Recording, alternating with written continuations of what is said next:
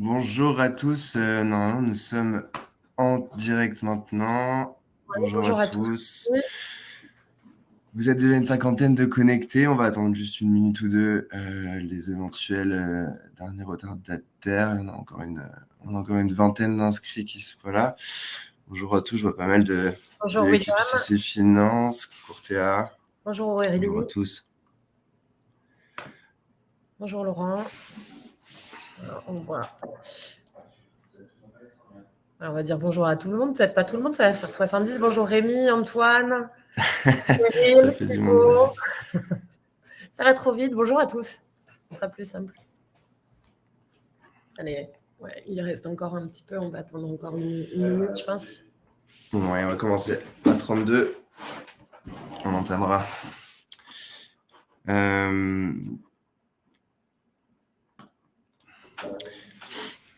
Bonjour Dominique, bonjour Solange, bonjour tout le monde.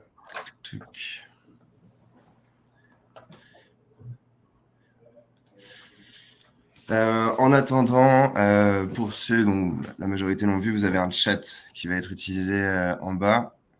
J'aurai quelques infos supplémentaires pour la suite du webinaire. Nous sommes une 56 participants actuellement.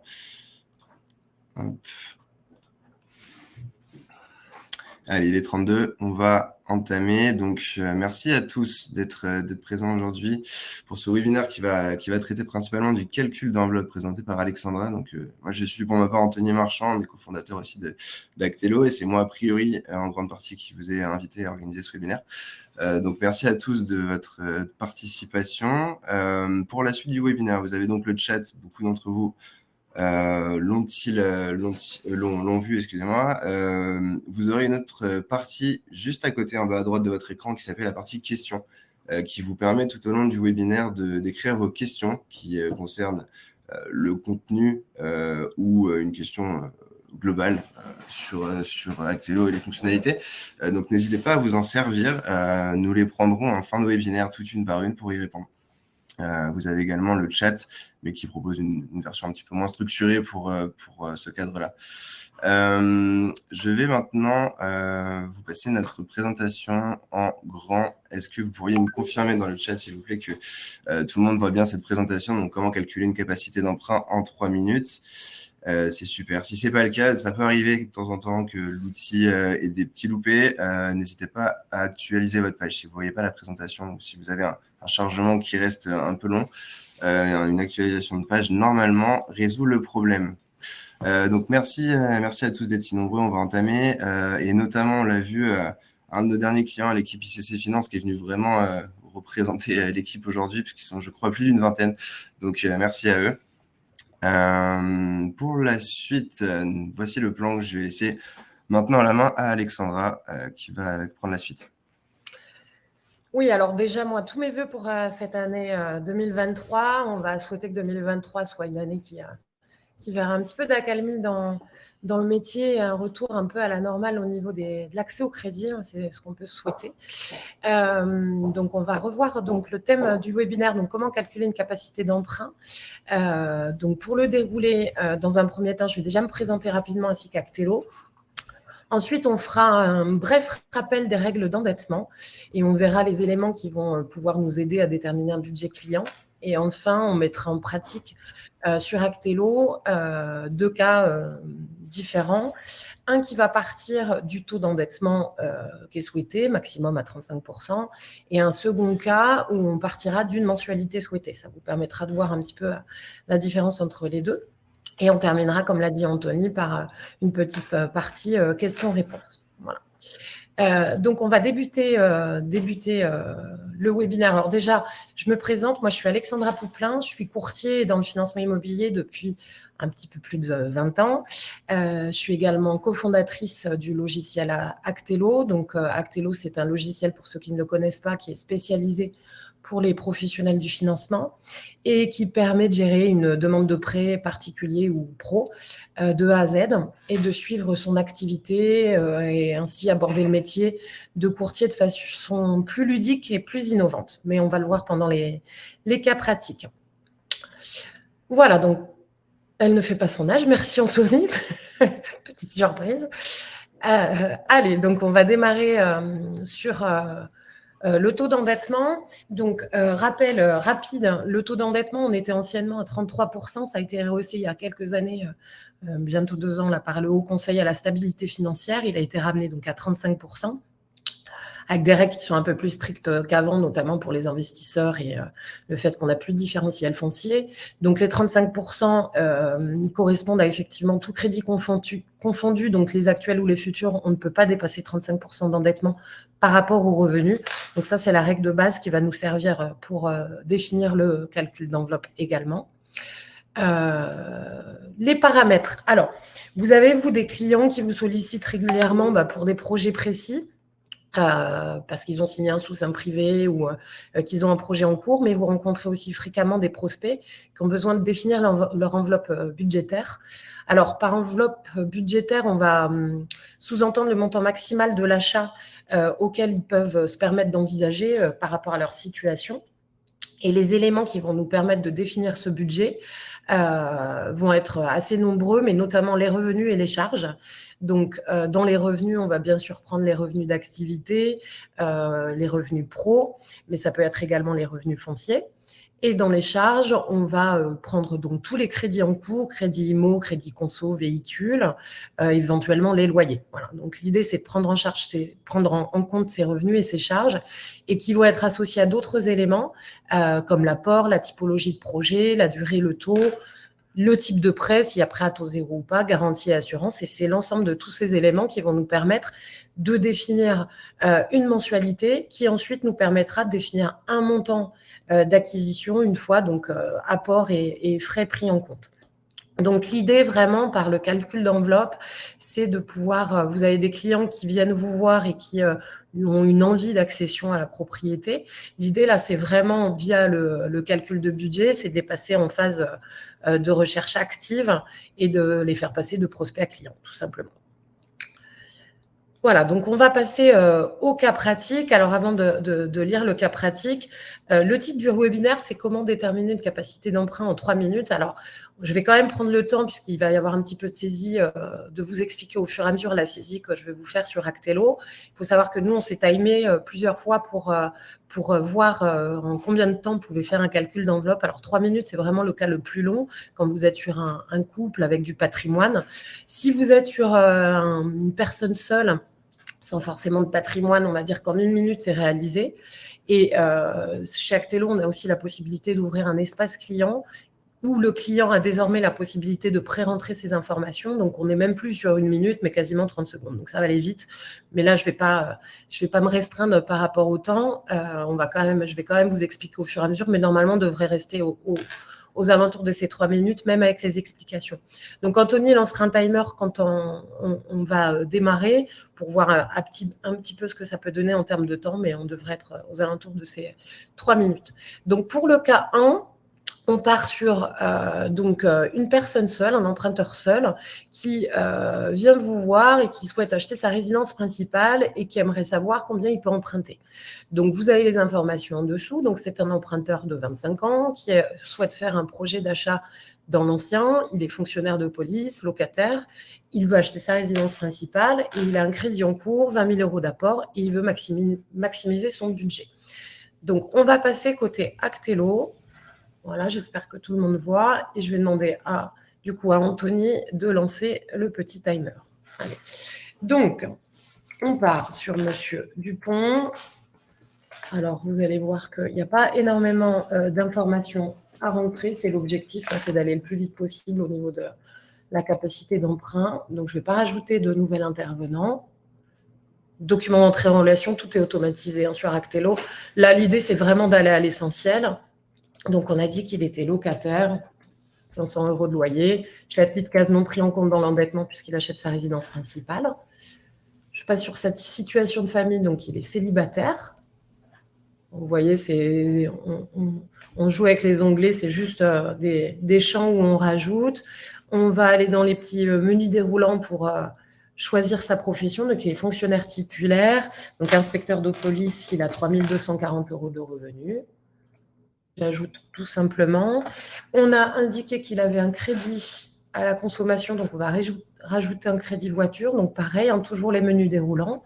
Il y a une mensualité à 150 € qui va être conservée pendant le prêt. Très peu d'informations obligatoires encore. Là, l'idée, c'est d'aller le plus vite possible. Alors, pas le plus vite possible, mais d'être réactif par rapport à votre client et de sortir le budget le plus simplement possible. Donc, il souhaite acheter dans l'ancien pour faire sa résidence principale, dans un appartement. Il est primo-accédant. Voilà. On souhaite acheter, par exemple, à Toulouse. Et on va aller directement calculer sa capacité d'emprunt. Donc, ici, vous voyez que par défaut, l'endettement souhaité est l'endettement maximum à 35%. Donc, par rapport au revenu, ça a été calculé directement à 1 134 €. Comme il a un crédit voiture de 150 € par mois, il nous reste une capacité à 984. Il a souhaité définir le budget maximum, donc on va rester sur 984. Les frais de dossier bancaire par défaut se mettent à 500 €. Vous pouvez les modifier. Et ici, vous venez indiquer vos honoraires de courtage. On va ensuite partir sur la durée maximale de 25 ans, puisqu'il veut maximiser son projet, son budget, et on part sur un taux à 3% par exemple. En termes de garantie, vous avez ici le listing de l'ensemble des garanties. On va partir sur une SACEF, donc tout sera calculé automatiquement. Et ici, une assurance.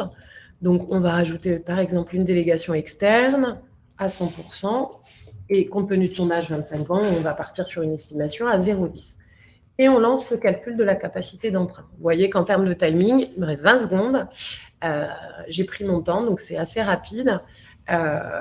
Ici, ça va vous définir donc un montant ici qui correspond en fait au budget. Donc, le montant du prêt, le prêt sollicité, c'est 207 000, mais ici, vous avez sur la gauche le détail en fait du plan de financement.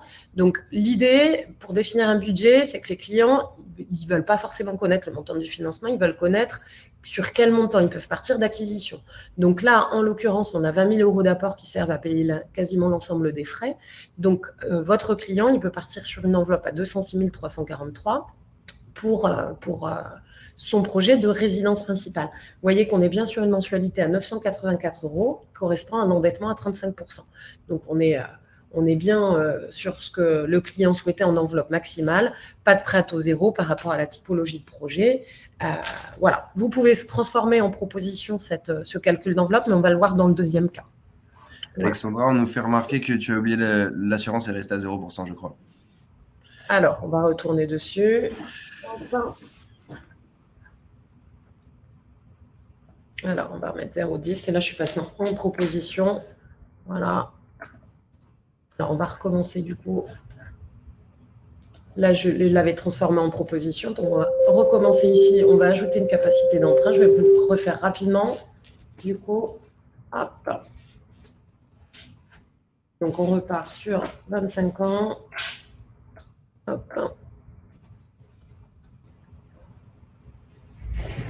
Donc, logiquement, là, à partir du moment où l'assurance n'était pas prise en compte, on devrait avoir un budget un peu moindre, forcément. Hop. Voilà, on a baissé un tout petit peu, donc on a 203 100. Voilà, avec l'assurance prise en compte. Et on est donc toujours sur une mensualité avec assurance, cette fois-ci, à 984 €. Voilà pour le premier cas. Donc, on va refaire un second dossier. Donc, je vais me remettre sur ici, sur le PDF.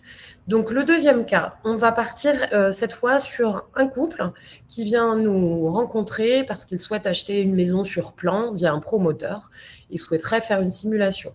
Donc, ils ont 2 enfants. Madame est infirmière en libéral. Lui est ingénieur. Ils sont primo-accédants tous les deux. Donc, voilà, voir s'il y a droit au prêt à taux zéro ou non. Ils souhaitent donc acheter leur résidence principale. Ils ont un appartement déjà en locatif avec un crédit immobilier. Un apport de 50 000 € et donc ils veulent, pour le coup, eux, ne pas dépasser une mensualité à 1 500 €. Donc cette fois-ci, on ne parle pas d'endettement, on va parler de mensualité. Donc voilà, regardez ce que ça peut donner, pareil en termes de budget. Donc je repasse sur Actello et je vais demander, pareil, même chose à Anthony, de lancer le timer. S'il te plaît. Voilà, c'est parti. Allez, donc on va partir sur donc monsieur budget marque. Voilà. on va créer donc le dossier. Cette fois-ci, je vais rajouter un intervenant au dossier puisque on est sur un couple. Donc, le budget, le 1er mars 1988. Et j'ajoute. Donc, pas d'autres intervenants et j'enverrai mon document d'entrée en relation plus tard. Donc, même chose, ils sont locataires, ils payent 1 000 € de loyer, mais ça ne sera pas pris en compte dans le calcul de l'endettement puisqu'ils achètent leur résidence principale. Ils sont donc mariés, donc vous voyez, c'est des menus déroulants, il y a juste à les sélectionner, c'est assez simple. Voilà, et on va rajouter 2 enfants. Donc, même chose, hein, là pour les enfants, vous n'êtes pas obligé de remplir toutes les infos. L'idée, c'est de juste savoir à qui ils sont à charge. Ça, c'est des choses que vous venez remplir a posteriori quand vous avez le dossier avec les documents, livrets de famille. Ça sera plus précis à ce moment-là. On va rentrer donc le revenu fiscal de référence qui est donc à 32 642, voilà, qui est le même pour les deux, hein, puisque c'est un revenu commun. La profession, donc là, on est sur monsieur. Monsieur, il est salarié cadre, il est ingénieur, on a dit, à 2 800 € de revenus. Et on va ajouter la profession de madame, qui est donc non salariée. Même chose, là encore, hein, menu déroulant, très peu de champs bloquants. Vous pouvez directement choisir profession libérale et aller marquer les revenus. On va ajouter. Voilà. Et on va dans le revenu chargé patrimoine. On a dit qu'ils étaient propriétaires donc d'un appartement locatif. On va dire qu'ils ont 500 € de revenus fonciers. Ils sont propriétaires tous les deux à 100%. Et ils ont un prêt en cours de 500 € également sur cet appartement. On va ajouter, pas besoin d'autres informations pour atteindre le calcul d'enveloppe. Donc, on a dit sur plan, donc on est sur une vente en état futur d'achèvement, résidence principale. Voilà, donc ils veulent acheter une maison. Ils sont donc primo-accédants. Donc là, les informations importantes, hein, vous avez des petits avertisseurs ici qui vous disent les informations qui sont nécessaires pour voir si ils peuvent prétendre au prêt à taux zéro. Donc le revenu fiscal est remonté automatiquement ainsi que le nombre de personnes. On a également la zone géographique qui est important. Hein. Donc vous rentrez la ville, ça vous permet de définir la zone géographique qui va être importante pour le calcul du prêt à taux zéro. Et donc on va passer sur ma capacité d'emprunt. Donc là, on va retrouver la même chose que ce qu'on avait vu avant. Donc l'endettement maximum souhaité à 35%, ce qui amène à 2152. Plus de différentiel dans le calcul de l'endettement. Donc on va vraiment prendre la charge retenue des 500 €, donc du crédit en cours, en sachant que les revenus fonciers sont remontés au niveau des revenus d'activité dans le calcul de l'endettement. Donc ici, les 35%, on est à 1652. Sauf que les clients nous demandent d'être à 1 500 €, donc à 32,52% d'endettement. Donc, on va se limiter à ces 1 500 €. On avait donc 50 000 € d'apport. On retrouve toujours nos frais de dossier par défaut. Vous rentrez également vos frais de courtage. On repart sur une durée max, puisque l'idée, c'est vraiment d'optimiser le budget. Donc, sur 25 ans à 3%. Pareil, de votre petit listing de garantie. Donc, je vais rester sur la même chose aussi. Ici, on va choisir une assurance. Alors, cette fois-ci, on va partir pour compliquer un peu les choses et vous montrer que le calcul de budget, il est possible vraiment avec plein de cas particuliers. On va partir sur une assurance sur le capital restant du banque de type un petit peu CNP, comme vous pouvez trouver avec la caisse d'épargne, à 0,35. Et ici, on va souhaiter lisser l'assurance et avoir une mensualité fixe avec l'assurance. Donc, mensualité fixe avec assurance et je vais l'intégrer au lissage.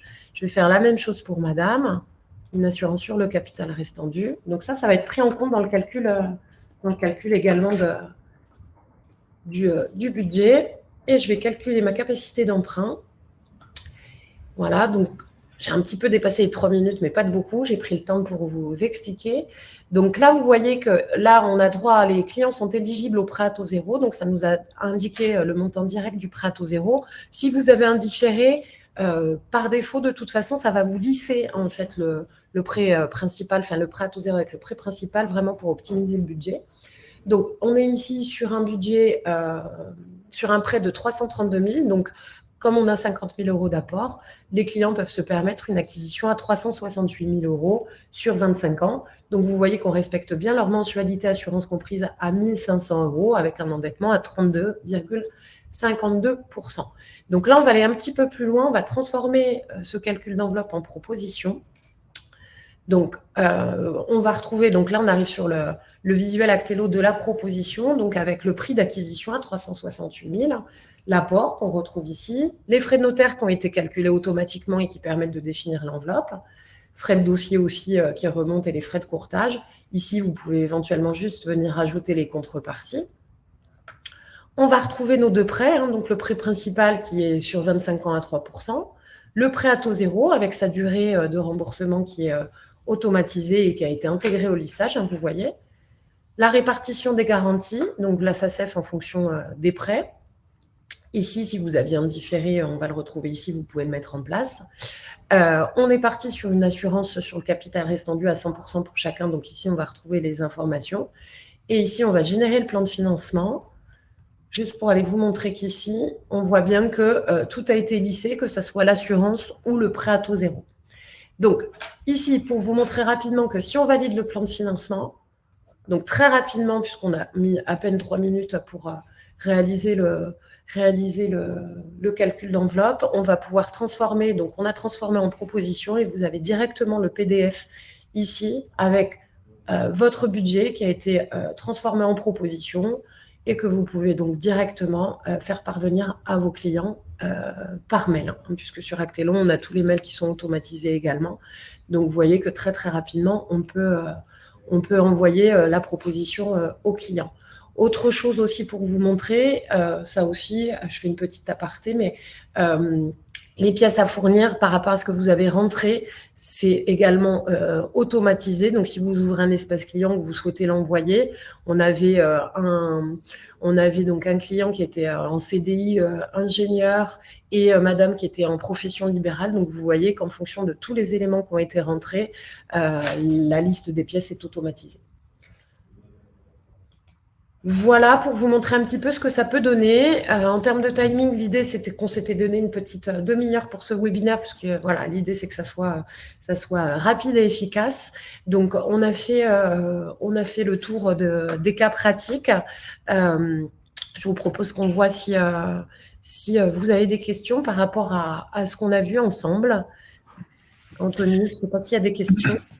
Il y a une question, alors pour commencer, de Michel qui demande comment faire 2 simulations avec les revenus actuels et futurs.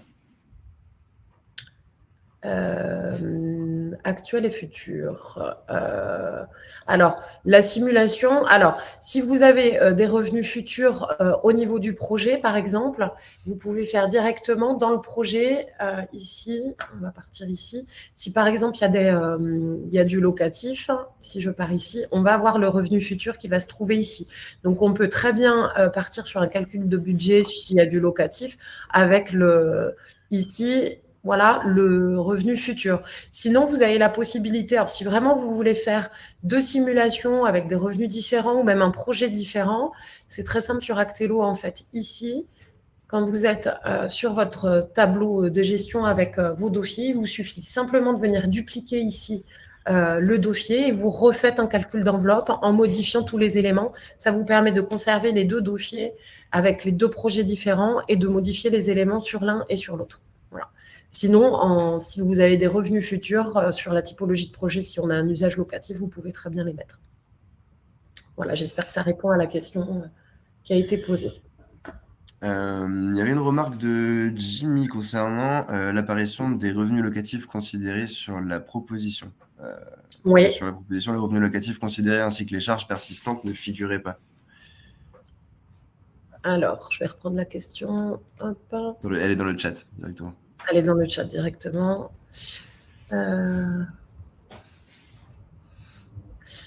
Les revenus locatifs considérés ainsi que les charges persistantes. Sur la proposition, hein, on est sur ça. Hein. C'est ça. Hein. Alors, sur la proposition. Voilà, on va retourner voir la proposition en PDF.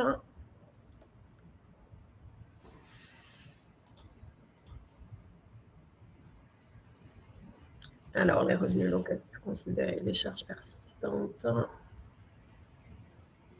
Oui, ici, sur la proposition, on ne laisse apparaître que les revenus des clients. On n'a effectivement pas l'ensemble des charges et des revenus. Après, sur Actello, la possibilité que vous avez, c'est effectivement de pouvoir personnaliser les propositions. Et donc, du coup, si c'est un élément que vous souhaitez avoir systématiquement sur votre proposition, vous pouvez vraiment personnaliser cette proposition par la version éditable et venir effectivement systématiquement mettre, si vous voulez, des revenus ou des charges et les avoir systématiquement. Vous allez pouvoir modifier le PDF à votre convenance pour les laisser apparaître. Mais sur le modèle que vous avez de base, effectivement, il y a uniquement les revenus qui remontent. Mais ça, c'est personnalisable vraiment à soi en fonction de ce que vous avez envie. Il y a enfin une question de Laurie. Concernant les revenus pour les professions libérales, l'abattement se fait seul ou on le calcule seul? Alors, l'abattement sur la profession libérale ici, on va y aller. Ici. L'abattement, alors à mon avis, c'est la moyenne, c'est ça, je pense? Concernant les revenus, l'abattement se fait seul ou on le calcule seul? Alors, je ne sais pas de quel abattement. Alors, là, l'idée, c'est que les revenus que vous mettez ici, alors je ne comprends pas l'abattement sur les revenus des professions libérales. Simplement, je vous montre, vous me dites si c'est Laurie, je crois. Si Laurie, ce n'est pas la réponse à votre question, n'hésitez pas à recommencer dans le chat. Mais par exemple, ici, je vais pouvoir entrer des revenus. Par exemple, les revenus qui ont été déclarés, 25 000 euros, 35 000 euros, 45 000 euros. Ici, je vais avoir un calcul automatique de mes revenus. Par contre, je mets ce que je veux. Donc, le calcul, il est automatique en fonction des revenus qui ont été rentrés ici. Mais je peux bien évidemment le changer s'il ne me convient pas. Mais sinon, ça se fait automatiquement en prenant la moyenne du nombre d'années qui ont été rentrées. Alors, je ne sais pas si c'était la question de Laurie, mais pour moi, sur les revenus, sur la profession libérale, c'est le sujet que j'avais. Donc, n'hésitez pas, Laurie, si c'était pas ça, dans le chat. Laurie précise que certaines banques déduisent 34% des revenus. Alors non, alors si c'est l'abattement, là aujourd'hui, il n'y a pas d'abattement automatique, c'est à vous, comme on va être sur certaines banques, c'est vraiment à vous d'aller mettre votre abattement en fonction du dépôt que vous allez faire. Parce que d'une banque à l'autre, ça va changer. Donc là, les revenus que vous allez rentrer, si vous voulez faire un abattement, c'est à vous de le faire manuellement et d'indiquer que l'abattement était déjà fait dans les commentaires, puisque vous avez à chaque fois au niveau de tous les onglets, vous avez un pavé commentaire, donc vous indiquez bien à la banque que vous avez fait l'abattement directement, mais c'est à vous de le mettre manuellement. Ouais. Alors en question, on est bon. Je vois que Aurélie est en train de taper. Je ne sais pas si c'est une question qui arrive. Si vous avez des questions, n'hésitez pas. On a une question de Sylvain Grazia. Ouais. Bonjour, c'est possible de voir vite fait le montage avec un pré-relais? Alors, oui, on peut le voir. Alors, je vais essayer de le faire rapidement. On va essayer de... Alors, pour le pré-relais, c'est difficile de le faire rapidement parce que normalement, il faudrait rentrer du patrimoine.